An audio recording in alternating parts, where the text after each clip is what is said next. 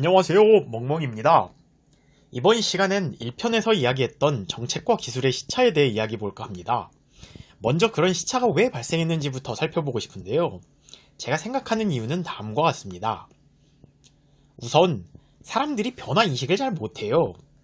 존재 자체를 알더라도 그게 정확하게 뭘 할 수 있는지를 확인할 때까지, 또 그게 일반 사람들이 알 때까지는 되게 시간이 많이 걸리고요. 그렇게 시간이 걸려서 인지가 되더라도 항상 그걸 받아들이는데 반대하시는 분들의 존재가 있습니다. 또 지금 와서는 직접적으로 관련이 없어 보이는 이유 때문에 영향을 받거나 당시에는 영향을 준다고 생각하는 부분이 있어서 앞에 있는 과정이 더 길어지기도 하고요. 이런 모든 역경을 극복하고 제도적인 장치를 마련하려고 하기 시작해도 손봐야 할 것들이 많기 때문에 변화나 도입 자체가 금방 이루어지기도 어렵습니다. 딱딱한 이야기는 여기까지 하고 구체적인 예시를 보면서 말씀드릴게요. 우선 변화를 알기가 힘들다는 예시로 옛날 짤방을 하나 가져와 봤습니다. 휴대폰은 이렇게 바뀌어야 한다. 있고 대충 보니까 이제 스마트폰 나오기 전에 올라온 걸 같아 보이죠. 해당 글에 대한 반응은 이랬습니다. 장난 없네요. 근데 저기 올라온 시간 한번 봐주시겠어요? 08년 6월 뭐가 이상하지 않나요? 혹시 아직 이제 뭐가 이상한지 모르시는 분이시라면 07년에 이미 이런 게 나왔었고요. 고만고만하던 피처폰 시장, 아직은 기술이 따라오나 확신이 없던 초기 스마트폰 시장에서 신선한 반응을 얻으며 기대감이 올라오다가 저 글이 올라오던 08년에는 이런 상황이었습니다. 물론 공식 발표일보다는 며칠 전에 올라온 글이긴 하지만 지금도 신형기기 나오기 전에 이런저런 루머가 파다하게 돌듯이 당시에도 기기 스펙과 정보 정도는 이미 까발려져 있는 상태였고요. 이렇게 명백한 변화의 흐름이 존재해도 딱히 국내 통신시장에서 저런 흐름을 업계에 가져다 보여주지 않던 저 시절 같이 내 눈에 당장 보이지 않으면 사람들은 존재조차 제대로 모르는 경우가 많고, 하물며 그런 변화를 내다본다는 건 정말 언감생심인 경우가 많죠. 실감이 이래도 안 나실 수도 있어요. 그러실까봐 한 가지 사례를 더 준비해뒀는데요. 요렇게 보시면 조금 더 실감이 나실 수도 있지 않을까 생각이 듭니다.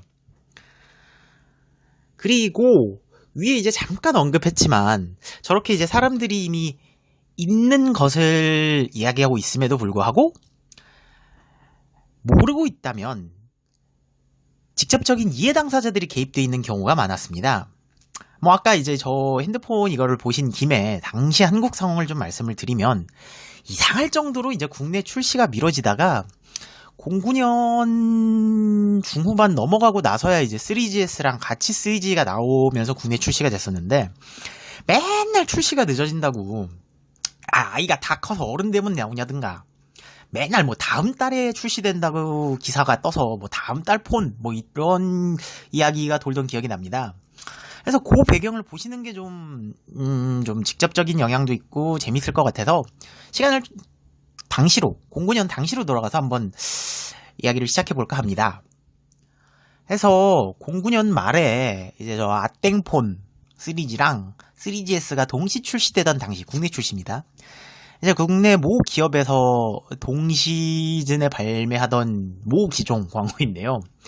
태극기 마케팅이 사실 더 유명하긴 한데 그거는 이제 오피셜은 아니었다고 하고 대리점들에서 이제 자의적으로 했다는 경우가 많다고 해서 일단 그거는 빼고, 근데 요런 것만 봐도 요거는 이제 실제로 공식적인 광고지나 이런 데서 계속 강조를 하던 내용이어서 요거를 좀 살펴보시면 보시다시피 정말 대단해 싶은 기능들이 많고 아주 그냥 이것저것 더 많은 기능을 갖추고 있다면서 열심히 광고를 하고 있죠. 특히 이제 요런 광고까지 보면 디빅스 플레이어가 있니, 무제한 멜땡 되니, 플래시 달렸니, 인터넷 환경 좋니 이런 얘기를 하는데 진짜야 이렇게 해자 이것도 안 되나, 아무튼 해땡같이 이렇게 퍼줘도 되나 싶은 이제 좀 미안한 감정까지 들 정도인데, 근데 시간을 여기서 한 1, 2년만 더 돌려보면 상황이 정반대였어요. 이제 이걸 보시면 이제 국내에서 각각 07년에 출시한 푸땡다 일기폰, 그 다음에 08년에 다른 회사에서 출시한 햅땡 일기폰인데 저 시기의 폰들도 이미 저런 기능이 있었거든요.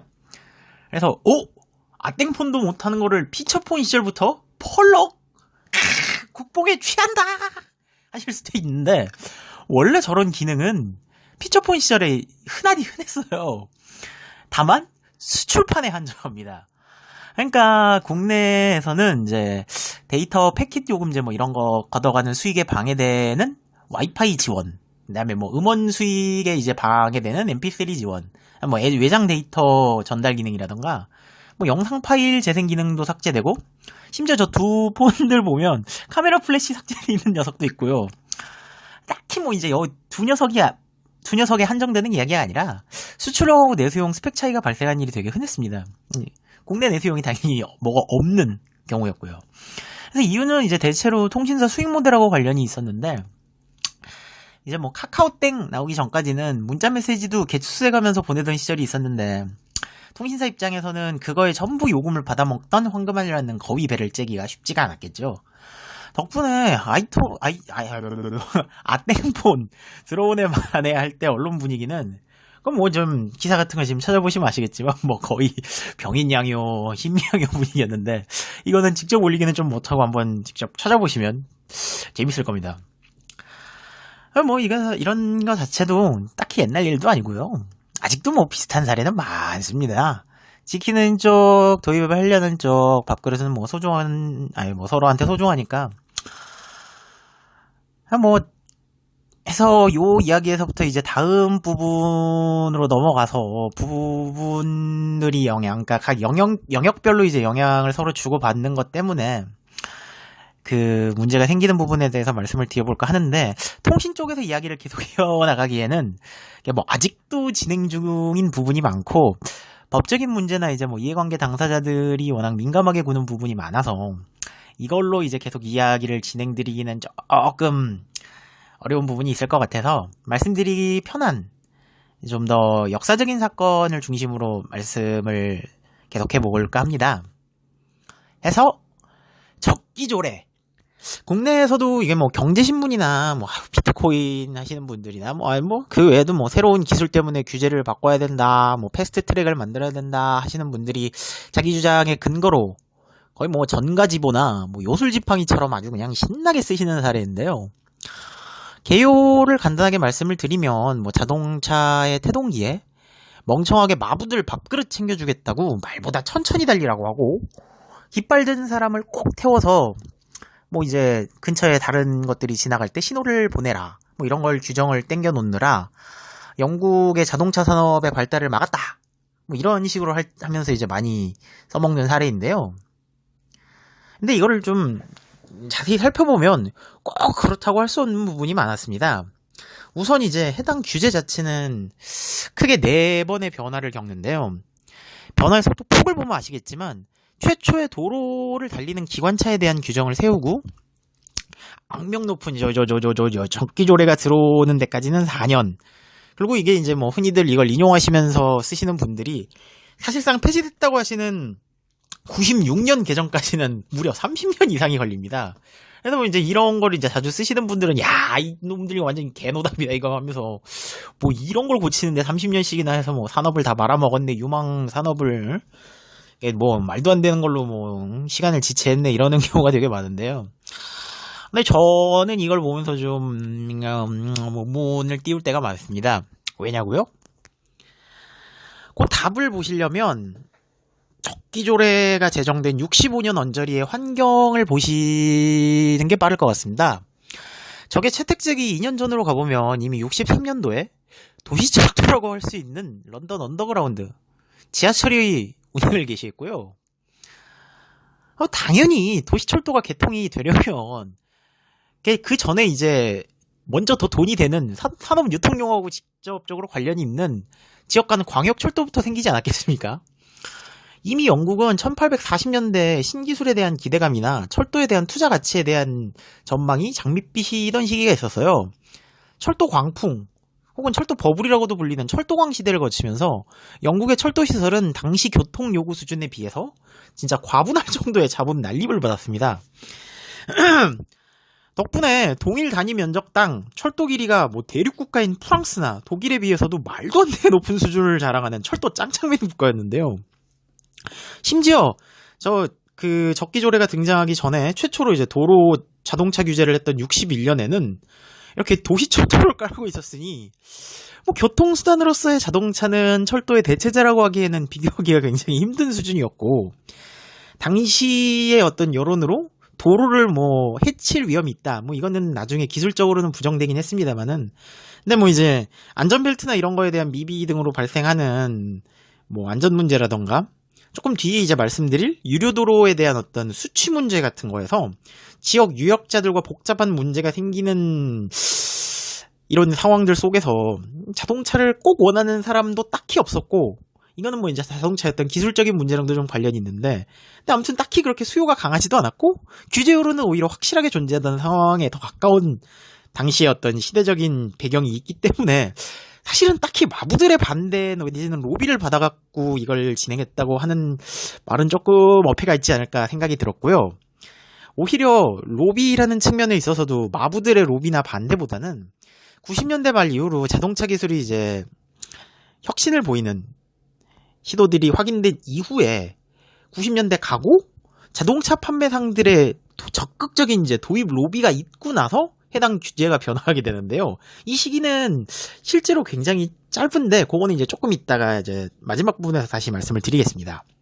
그리고 그런 의미에서 31년간의 공백 중, 그러니까 적기조례가 생기고 이게 뭐 사실상 폐지가 됐다고 하는 그 마지막 시기까지 중간에 있었던 이제 78년의 변화는 전혀 다른 맥락이었다는 걸 말씀드리고 싶은데요. 이미 자동차가 되는 시장이고, 뭐 그걸 이제 억지로 바꾸면서 점진적으로 바뀌었던 어떤 시도 같은 게 아니라, 도로랑 관련된 이제 각종 뭐 위생, 징수, 관리 의무에 대한 책임 소재, 뭐 정부의 개입 여부 등을 정리하기 위한 관련 법안을 정비하고 있다는 내용들이 주가 돼 있습니다. 그래서 뭐 당시에 이제 영국이 뭐 적기조례 규제를 만들어놔서 추월당했다고 하면서 이제 뭐 기술이 상대적으로 마구 발전했다는 독일이나 프랑스 등 대륙 국가들의 주력 모델들이 80년대 후반에 가서야 이제 겨우 등장을 하게 되거든요. 그럼 그런 걸 생각을 해보면 이게 뭐 기술적으로 초기 증기 자동차 자체에 대한 시장에서 이게 막 어마무시한 차이가 있고 진짜 막 잘 나가는 시장인데 이거를 뭐 억지로 꾸역꾸역 누르고 있었다라고 말하기보다는 이제 변화하는 도로 환경 아니면 뭐 어떤 유통 수요 내지는 뭐 이제 통근 수요 같은 것들에 대한 변화를 꾸준히 인지하고 있으면서 관련 법에 대한 거를 이제 조금 추후에 문제가 될 걸로 예상되는 사안들을 하고 있는, 당시 이제 문제가 슬슬 제기되고 있던 사안들에 대해서 조금씩 이제 정비해 나가고 있는 변화였다고 설명할 수가 있습니다. 이게 뭐 억지로 막 있는 수요를 조금씩 봐주면서 이제 물리고 약간 그런 규제 완화 이런 게 아니었다 이거죠. 그래서 이제 역설적으로 20세기로 넘어가면서 자동차 기술이 충분한 상업성을 보장받게 되니까 아까 말씀드린 대로 이제 80년대 종반 가서야 막 88년 뭐 요 정도나 돼서야 이제 독일이나 이런 데서 좀 그럴싸한 주력 모델들이 나오기 시작합니다. 그래서 이제 영국은 그때부터는 거짓말처럼 해당 분야에서 주도적인 기업들을 다수 출연시키게 되는데요. 이게 무슨 규제를 풀어갖고 이제 그때서야 뭐 푹 따라잡았다 뭐 이런 얘기를 하시는 분들이 계신데, 그렇다기보다는 사실은 시장성이 없는 국내 환경에서 상품만 출시하지 않았다 뿐이지, 이게 뭐 당시의 핵심적인 어떤 원동, 그러니까 뭐라고 합니까? 동력을 생산하는 기술인 뭐 증기 관련 기술이라던가 초기의 전기, 이것도 80년대 후반 가서 좀 도입이 되는데, 아무튼 그런 관련 기술과 혹은 이제 훨씬 더 큰 장비를 굴리는 사업을 바탕으로 한 관련 기술에 대해서 기업들은 애초에 알아서들 관심을 가지고 원천 기술들을 확보하고 있었고, 그게 이제 필요해지고 슬슬 쓸만해진다 싶어지는 95년쯤부터 이제 뭐 황태자를 모시고 와서 뭐 차를 태워보고 뭐 이런 식으로 로비를 시작해서 96년에 바로 이제 개정을 받아낸 셈인데요. 뭐 이것도 한 1년여 정도가 걸리긴 했지만, 이런 변화가 이루어질 수 있게 도로 이용에 대한 관련법을 계속 만지작거리는 사례를 마치 이제 무지한 악성 규제처럼 묘사하는 상황은 너무 이제 그 아전인수격으로 이거를 이용하는 비판이 아닌가 하는 생각을 해봤고요. 이제 그럼에도 불구하고 뭐 바로 이루어진 건 아니잖아요. 로비를 시작한 게 이제 95년 뭐 한 초중반쯤으로들 사료들이 얘기를 하는데, 그런 의미에서 뭐 한 1년여 걸릴 때까지 어느 정도 절차적 비용이 발생하는 거는 확인할 수 있지만, 이제 다른 사람들이 말하는 것처럼 어마무시하게 뭐 발생하는 그런 것들은 아니었다라는 말씀이 드리고 싶었습니다. 그래서 이제 정리를 다시 해보면, 뭐 요런 결론, 아까 말씀드렸던 어떤 이유들이 요렇게 연결이 된다는 결론이 나오고요. 이번 편은 여기서 마무리하도록 하겠습니다. 멍멍이었습니다. 시청해주셔서 감사합니다.